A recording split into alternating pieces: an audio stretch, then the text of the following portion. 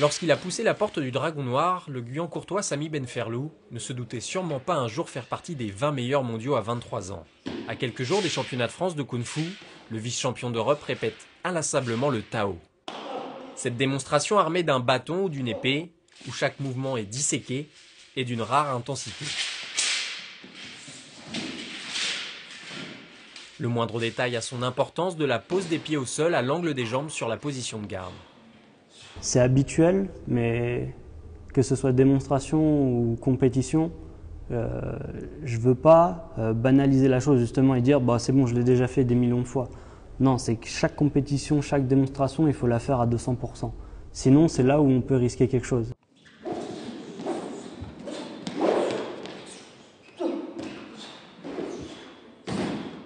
On utilise les championnats de France pour les préparations, pour les échéances internationales. Donc là, par exemple, on a mis au point certaines techniques nouvelles. Un court d'essai suffit au jeune Samy, alors âgé de 7 ans et fan des films de Bruce Lee, pour comprendre l'essence même du wushu. Plus qu'un art martial, c'est une philosophie de vie. Sur chaque coup donné, chaque position, le Guyancourtois fait un voyage dans le temps, vers des pratiques ancestrales, vieilles de plusieurs siècles. Fidèle à son entraîneur de toujours, Samy Benferlou s'immisce désormais dans la hiérarchie mondiale dominée par les combattants chinois.